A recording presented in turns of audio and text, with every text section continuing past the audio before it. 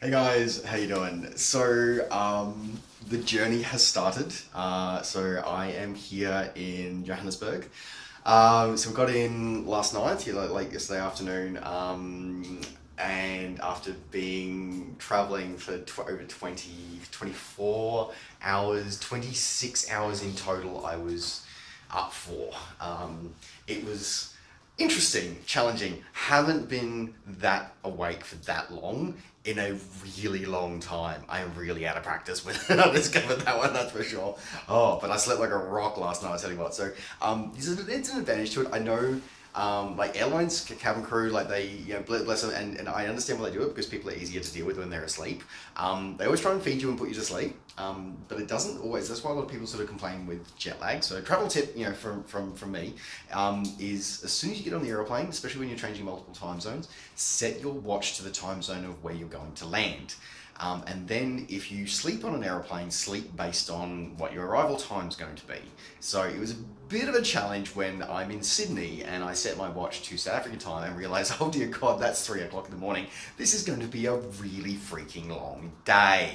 Because basically, yeah, I didn't go to bed until 9:30 local time here in South Africa that night. So in the end, I was awake for something like about 26 and a half hours.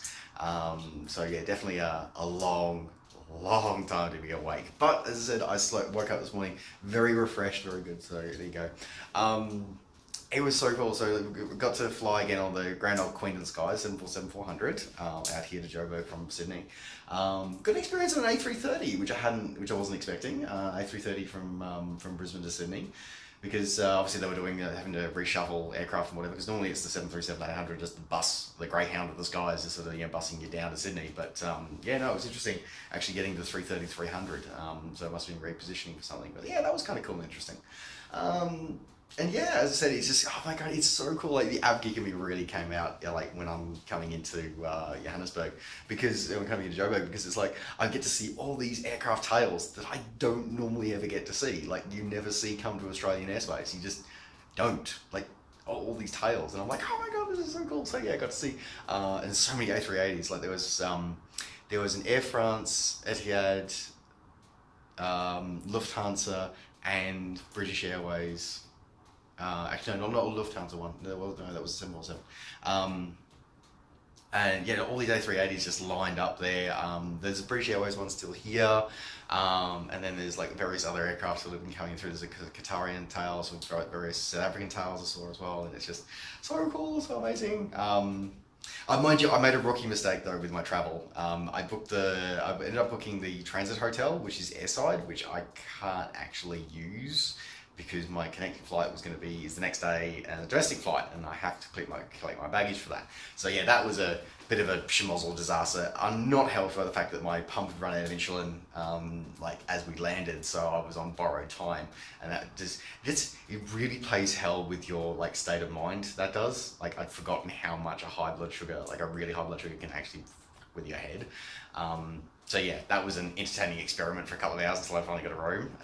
But ended up getting it sorted out, moved the prepaid travel voucher over to their one land side, so it was all sorted out in the end. And yeah, but here I am. So it's the next morning. As I said, there's still Lufthansa's just brought a 747 in. And South African had a couple of their A330s and A340s, one of their A340s, and a couple of their A330s have been in and out this morning already. It's really cool. As I said, the airport, still the airport overlooks the airport, and it's really cool. And I really love it. You can probably see this in the background here. I'll sort of just hold this already up here. I love this hotel. Because they've got they really sort of run with the whole aviation theme. Why not? So they've actually got all this artwork sort of dotted around the building and in all the rooms, showing various vintage aircraft and stuff like that. And that one's for a very Napier 3F, which is really cool and really interesting. It's a float plane and land plane variant of an aircraft that was used by the Royal Air Force and the Royal Naval Air Service for many years. Post First World War, I'm pretty sure. Anyway, and yeah, and it's so cool. The actual room numbers are Jefferson charts.